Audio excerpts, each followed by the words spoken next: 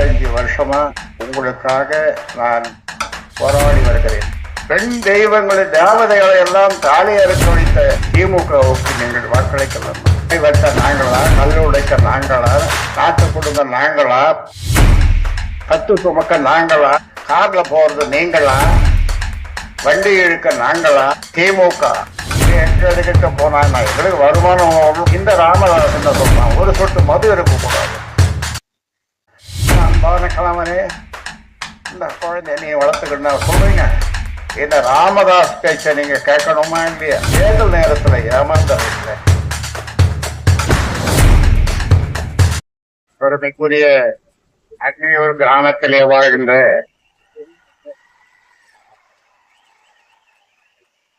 வாக்காள வல்லர்களே, அருமை பெருமக்களே, தாய்மார்களே, இளைஞர்களே, ஜனநாயக முற்போக்கு கூட்டணியினுடைய தேசிய ஜனநாயக கூட்டணியினுடைய தலைவர்கள் மாவட்ட அளவிலே அல்லது தொகுதி அளவிலே அல்லது ஒன்றிய அளவிலே மாநில அளவிலே இங்க வந்திருக்கிறார்கள். பேசுவதற்கு அவர்களுக்கு நேரம் இல்லாத குறையினாலே வெற்றி வேட்பாளர் அன்புமணி அவர்கள் சுருக்கமாக உங்களுடன் பேசினார், வாக்கு கேட்டார். அவர் 50,000 வாக்கு வித்தியாசத்திலே நான் வெற்றி பெறுவேன் என்று உறுதியாக சொன்னார். யாரை நம்பி? உங்களை நம்பி. நிச்சயம் அது நடக்கும். 50,000 வாக்கு வித்தியாசத்திலே, ஏன் அதற்கு மேலே கூட அவர் வெற்றி பெறுவது உறுதி. அந்த வகையிலே இந்த அன்னியூர் பக்கத்து கிராமங்களிலிருந்து வந்திருக்கின்ற பெருமைக்குரிய மக்களே, இந்த தாய்மார்கள் நிறைய வந்திருக்கிறீர்கள். நான் அல்லாபாளையம் கிராமத்திலே பேசும்போது சொன்னேன், இது தமிழ்நாடு அல்ல, இதற்கு தமிழ்நாடு என்று பெயர் வைத்தார்கள் நல்ல எண்ணத்தோடு. ஆனால் இப்பொழுது குடிகார நாடு, தமிழ்நாடு என்கிற குடிகார நாடு அல்லது குடிகார நாடு என்கிற தமிழ்நாடு. இங்க இருக்கின்ற தாய்மார்களுக்கு தெரியும், நம்ம எல்லாம் அந்த காலத்திலே குடிமக்கள் என்று சொல்லுவார்கள், நமக்கெல்லாம் பெருமையாக இருக்கும். ஆனால் இப்பொழுது குடிமக்கள் என்று சொன்னால் நல்லா குடிங்கோ, நல்லா குடிங்கோ, நல்லா குடிங்கோ, குடிச்சு கொண்டே இருங்கோ, உங்க உயிர் போற வரைக்கும் குடிச்சுட்டே இருங்கோ, உங்களுடைய மகள் அல்லது மருமகள் அல்லது மற்றவங்களுடைய தாலி அறுகிற வரைக்கும் குடிங்கோ. இப்படி ஒரு அரசு சொல்லுது, தொடர்ந்து சொல்லிட்டு வருது. அதை காட்சி வைக்கிறவங்களும் ஆராய ஆலை யாருன்னா திமுக. அதனால இங்க வந்திருக்கின்ற தாய்மார்களுக்கு சொல்லுகிறேன், உங்களுடைய பெண்கள் அல்லது பிள்ளைகள், பேரன் பேத்திகள், இவர்களெல்லாம் இப்பொழுது என்ன விரும்புகிறார்கள் என்று சொன்னால், என்னிடம் வருகின்ற அவர்களிடம் நான் பேசும்போது கேட்பேன், நீ என்ன படிக்க போற? 19 வயசுக்கு கீழே இருந்தனா பெண் தெய்வம் என்று சொல்வேன். 19 வயசுக்கு மேல இருந்த தேவதை, பெண் தேவதை என்று சொல்லுவேன். என்ன படிக்க போறேன்னு கேட்டா, நான் டாக்டர் ஆக போறேன், என்ஜினியர் ஆக போறேன், கலெக்டர் ஆக போறேன், விஞ்ஞானி ஆக போறேன் என்று உங்களுடைய பேரன் பேத்திகள் எல்லாம் சொல்லுவதை கேட்டு எவ்வளவு மகிழ்ச்சி அடைகிறேன் தெரியுமா? ஆனால் இந்த அரசு, திமுக அரசு என்ன நினைக்கிறது? தொடர்ந்து அவர்கள் இந்த சாராயத்தை கொடுத்து நீங்க மனசார உங்க குடும்பம் நாசமா போற அப்படி ஒரு அரசு சொல்லலாம? குடியை கொடுத்து தொடர்ந்து குடிச்சா நாசமாதான் போகும். அந்த பாட்டில் எழுதியிருக்காங்க, தாய்மார்கள் கவனிக்கணும், இந்த மது சாராயம் உயிருக்கு கேடு, வீட்டுக்கு கேடு, இந்த நாட்டுக்கே கேடு அப்படின்னு சொல்லிட்டு, நீ குவார்டர் வாங்காத, ஆப் வாங்காத, ஃபுல்லா வாங்கு. நீ 100 நாள் வேலைக்கு போய் ஏதோ கொடுக்குறாங்கல்ல, அதை வாங்காந்து உன் கதவை குடிக்கலாம். நேரமா கடைக்கு போறான், இல்லைன்னா கள்ள சாராயம் அதை வாங்கி குடிக்கிறான், உழுது கிடக்கிறான், தெருவில் உழுது கிடக்கிறான். இதத்தான் வெள்ளக்காலத்துல இருந்து குடிமக்கள் சிட்டிசன் என்று சொன்னார்களா? கேக்குறேன், இங்க இருக்கின்ற தாய்மார்களை கேக்குறேன், நீங்க உதயசூரியனுக்கு ஓட்டு போட்டீங்கன்னா இந்த நாடு இப்பவே சாராயத்துல தள்ளாடுது, சாராயத்துல அப்படியே மூழ்கின்னு இருக்குது. போதாக்குறைக்கு கஞ்சான்னு ஒரு போதைப் பொருள். 8ஆம் வகுப்பு படிக்கிற பையன், 10ஆம் வகுப்பு படிக்கிற பையன், சின்ன பையன்கள்லாம் அந்த கஞ்சா பொட்டலத்துக்கு வாங்கி வாயில போட்டு வரும், இத நாக்கு கீழே அடக்கி வைக்கிறோம். இதெல்லாம் மாறணுமா இல்லையா? தாய்மார்களை சொல்லுங்க. உங்க பிள்ளைகள், உங்க பேரன்கள், இவர்களெல்லாம் பேத்திகள் எல்லாம் கலெக்டர் ஆகணும், பெரிய பெரிய அதிகாரிகளே ஆகணும் அப்படின்னு 45 வருஷமா உங்களுக்காக நான் போராடி வருகிறேன், உங்களுக்காக பாடுபட்டு வருகிறேன். இந்த மிக பிற்படுத்தப்பட்டோர் எம்பிசி என்ற அந்த பிரிவு மட்டும் இல்லை என்று சொன்னால், எல்லாம் நாம அந்த காலத்துல பக்கத்துல இருக்கிற பேராசிரியர் தீரன் கோஷம் போடுவார். என்ன போடுவார்? களை வெட்ட நாங்களா, கல் உடைக்க நாங்களா, நாத்து கொடுங்க நாங்களா, கத்து சுமக்க நாங்களா, கார்ல போறது நீங்களா, வண்டி இழுக்க நாங்களா, அப்படி என்று பேராசிரியர் தீரன் அந்த காலத்துல கோஷம் போடுவார். நானும் போடுவேன். இப்ப இந்த எம்பிசி வாங்கி இப்பொழுது ஓரளவு நம்ம பிள்ளைகள் படிக்கிறார்கள், பெண்கள் படிக்கிறார்கள். தாய்மார்களே, தமிழ்நாட்டில் 38 மாவட்டங்கள், அதுல விழுப்புரம் மாவட்டம் ஒண்ணு. இந்த 38 மாவட்டங்கள்ல படிப்புல கடைசி மாவட்டம் எது? எது? விழுப்புரம் மாவட்டம். ரொம்ப கீழே. அதிகமா குடிசைகள் இருக்கிற மாவட்டம் எது? விழுப்புரம் மாவட்டம். அதிகமா குடிக்கிற மாவட்டம் எது? விழுப்புரம் மாவட்டம். இதையெல்லாம் மாத்தணும்னு சொல்ற இந்த ராமதாஸ் பேச்ச நீங்க கேட்கணுமா இல்லையா? கேட்பீங்களா?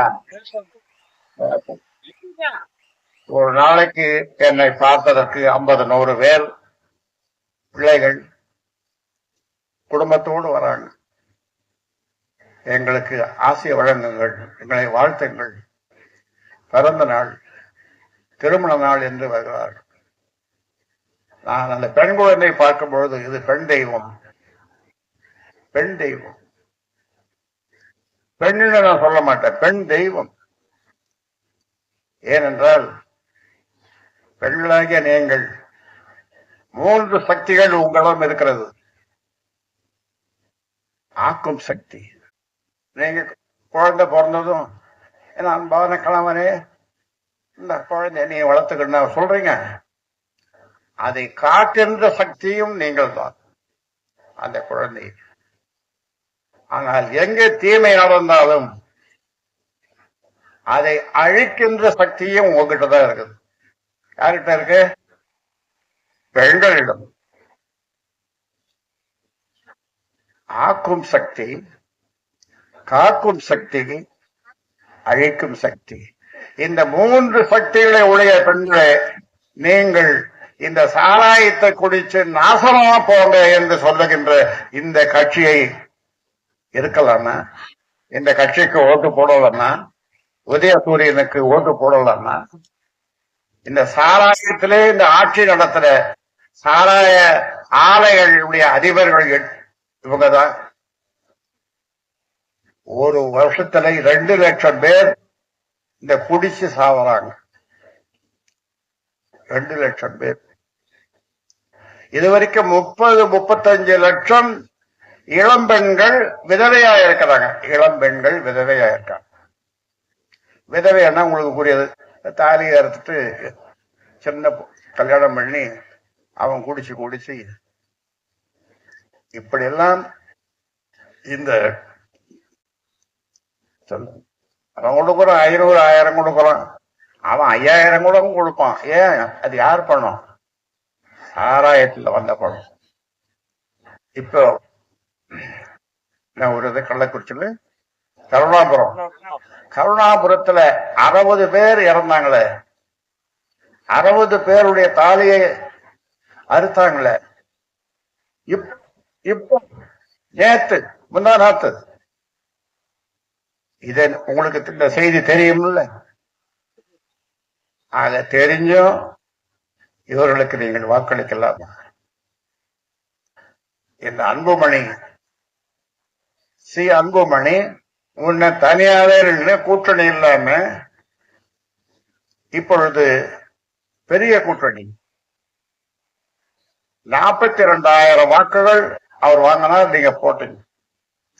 இப்ப சொல்றார் அன்புமணி சொல்றார் 50,000 வாக்குகளுக்கு மேலே வெற்றி பெறுவேன். யாரை நம்பி? உங்களை நம்பி, பெண்களை நம்பி. தாய்மார்களே, உங்களுடைய வாக்குகள் அதிகம். 100 ஓட்டுன்னா 51 ஓட்டு பெண்களுடைய ஓட்டு, ஆண்களுடைய ஓட்டு 49. நீங்க மெஜாரிட்டி, நாங்களெல்லாம் மைனாரிட்டி. அப்ப மெஜாரிட்டியாக இருக்கின்ற பெண்கள் நீங்கள் தான் முடிவு செய்யணும். இந்த சாராயத்தை ஒழிக்கணும், ஒழிஞ்சு போகணும். வேடிக்கையாக சொல்லுவேன் வருகின்றவர்களிடம். என்ன சொல்லுவேன் என்றால், மும்மூர்த்திகள் கடவுள். யாரு மும்மூர்த்திகள் சொல்லுங்க? பிரம்மா, விஷ்ணு, சிவன். பிரம்மா, விஷ்ணு, சிவன், இந்த 3 பேர் வந்து இப்படி எதிர்க்க நின்று, ராமதாஸ் உனக்கு என்ன வேணும் அப்படின்னு, நீ என்ன வரம் கேட்டாலும் கொடுக்குற அப்படின்னு அவங்க சொன்னாங்க. நான் என்ன வரம் கேட்பேன் தெரியுமா? ஒரு சொட்டு மது இல்லாத தமிழ்நாடு,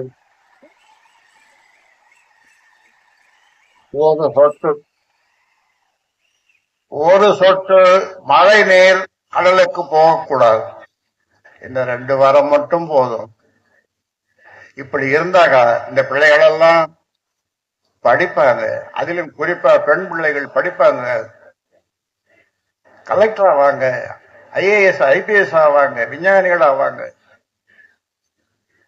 இந்த பிள்ளைகள் பள்ளிக்கூடம் போகும்போது, இந்த பைய தூக்கிட்டு போகும்போது நீங்க என்ன நினைக்கிறீங்க? என் பொண்ணு படிக்கணும், என் புள்ள படிக்கணும், பெரிய பெரிய உத்தியோகத்துக்கு போகணும்னு நினைக்கிறீங்க. ஆனா அதுக்காக நான் ஒருத்தன் தான் 45 வருஷமா பாடுபட்டு வரேன். அதான் திமுக. நீங்கள் எல்லாம் நல்லா குடிச்சு உங்க குடும்பத்துல இருக்கிறவங்க ஒருத்தர் தவறாம குடிக்கணும். அரசாங்கத்துக்கு வருமானம் வரணும். மனசார என்ன நினைப்பாங்க தெரியுமா? நீங்க எக்கடிக்கிட்ட போனா எங்களுக்கு வருமானம் வரணும், டாஸ்மாக் கடை மூலமா வருமானம் வரும். ஆனா இந்த ராமதாஸ் என்ன சொல்றான்? ஒரு சொட்டு மது இருக்கக்கூடாது.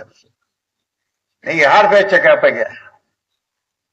சொல்லுங்க, பெண்களை சொல்லுங்க, யார் பேச்ச கேட்பீங்க?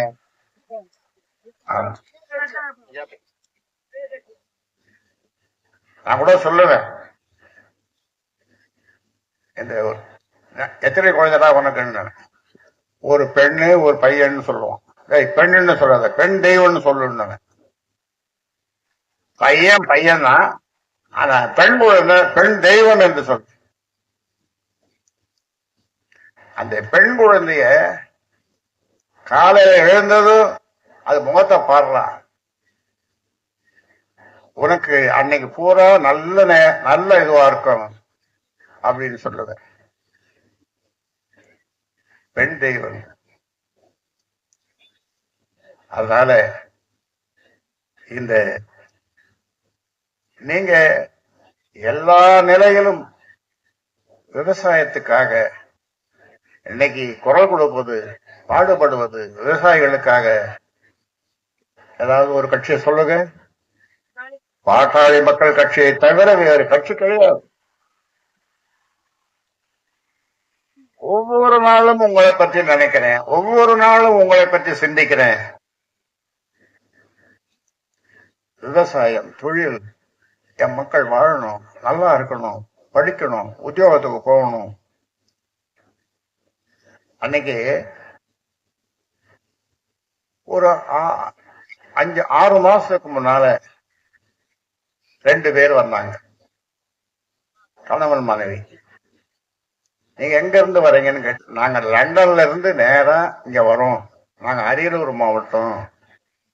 ஐயாவை பார்த்துட்டு காலில் விழுந்து அந்த பையன் சொன்னான், ஐயா நான் 10 லட்சம் சம்பாதிக்கிறேன் ஒரு மாசத்துக்கு, என் மனைவி பக்கத்துல நிக்கிறாள், அவன் 8 லட்சம் சம்பாதிக்கிறான்.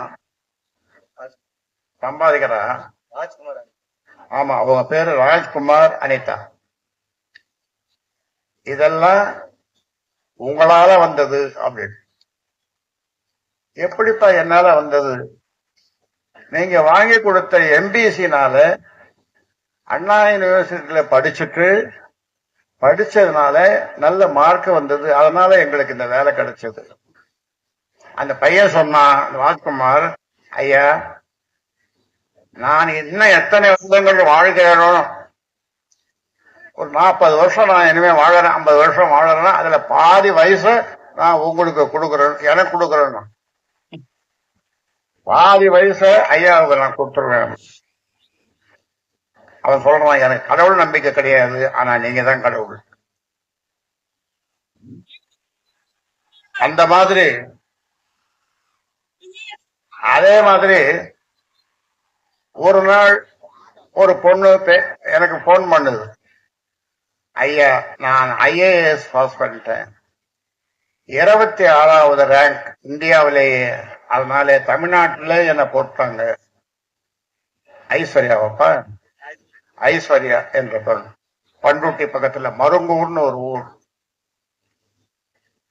அந்த பொண்ணு போன் பண்ணி எனக்கு சொல்லுது, ஐயா இது உங்களால் தான் நான் ஐஏஎஸ் பாஸ் பண்ணேன்.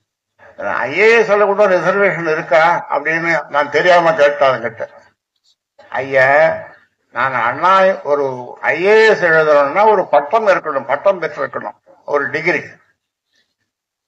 நான் அண்ணா யூனிவர்சிட்டியில படிச்சு எம்பிசினால படிச்சு அதன் பிறகு ஐஏஎஸ் எழுதினேன், நான் பாஸ் பண்ணேன். அப்போ அதற்கு காரணம் நீங்க தானே, நீங்க வாங்கி கொடுத்த எம்பிசி தானே அப்படின்னு. அந்த பொண்ணு திருப்பி கேட்குது. இன்னொரு அதோடைய அக்கா அதுவும் ஐஏஎஸ் இப்ப பாஸ் பண்ண. தம்பி ஒருத்தன், அவன் நான் சென்னைக்கு போகும்போது என் காரை அப்படியே பின்தொடர்ந்து ஸ்கூட்டர்ல வந்துருந்தான். அப்ப நான் டிரைவரை நிறுத்தி, இந்த பையன் நம்மளே ஃபாலோ பண்றான், பின்னாலேயே வரான், போய் நிறுத்துப்பான்னு அவனை கூப்பிட்டான். அந்த பையனை, என்னப்பா பண்றேன்? நான் ஐஏஎஸ் இங்க படிச்சுங்கிறேன். என்ன ஊர்றான்னா இந்த ஊர் மருங்கூர். அப்புறம் சொன்னேன், தம்பி நீ ஐஏஎஸ் பாஸ் பண்ணு, நீ கலெக்டர் ஆகு, ஒரு நாள் உனக்கு நான் கார் ஓட்டுறேன் அப்படின்னு சொன்னேன். நீ கலெக்டர் ஆனா ஒரு நாள் நான் கார் ஓட்டுறேன் உனக்கு. சொன்னது யாரு? ஆமா, எந்த பதவிக்கும் எந்த காலத்திலும் போக மாட்டேன் அப்படின்னு சத்தியம் செய்துட்டு உங்களுக்காகவே, உங்கள் முன்னேற்றத்திற்காகவே வாழ்ந்து வருகின்ற என் பேச்ச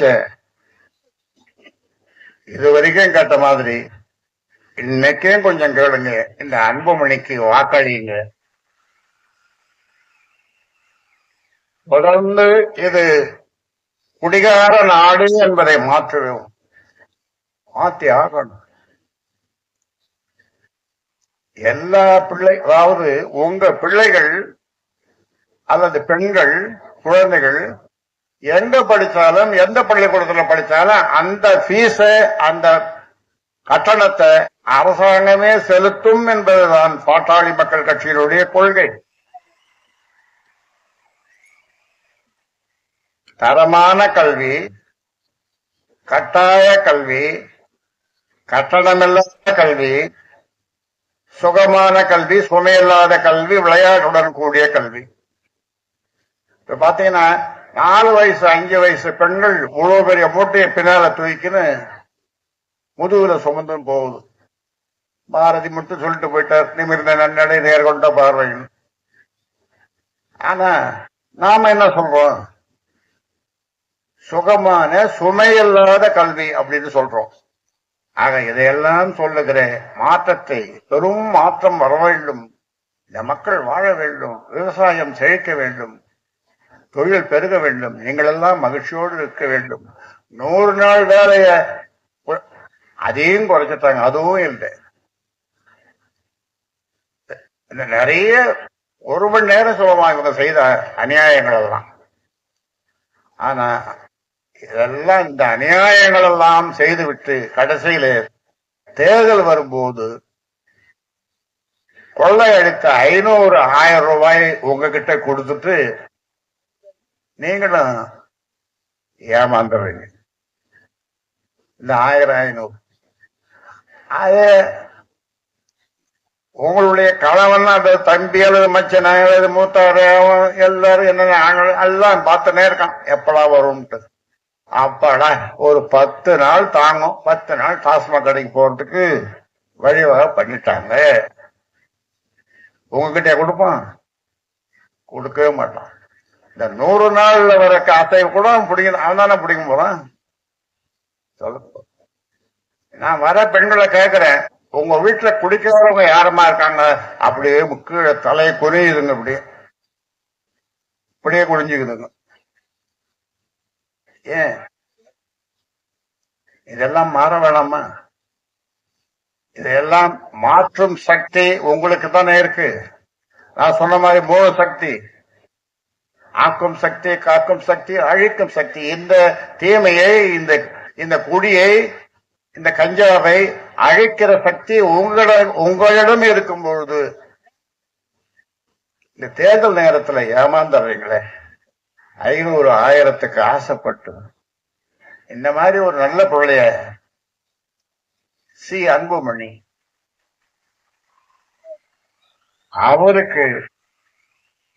அவரு திமுக போட மாட்டாரு. இப்ப நீங்க எல்லாம் சேர்ந்து 10 பெண்கள் போய் சேர்ந்து அந்த வீட்டையே எல்லாரும் நீங்க எல்லாம் இப்போ மாம்பழத்தை தான் ஓட்டு போடணும், ஒரு தடவை போடுங்க அப்படின்ற மாதிரி நீங்க எல்லாம் சொன்னீங்கன்னா அவங்க மாறி ஓட்டு போடுவாங்க. அது திமுக இருந்தாலும்.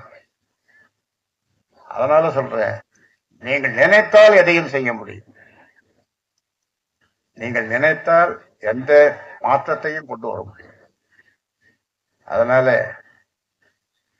அருமை அன்னியூர் தானப்பா, அன்னியூரிலே வாழ்கின்ற வள்ளல்களே, இந்த முறை எல்லோரும் சேர்ந்து, இந்த கிராமமே சேர்ந்து மாம்பழத்திற்கு வாக்களித்து இந்த தேசிய ஜனநாயக கூட்டணியினுடைய வெற்றி வேட்பாளர் அன்புமணியை ஆதரித்து வாக்களிக்க வேண்டும் என்று உங்களை அன்போடு கேட்டு விடைபெறுகின்றேன். நன்றி.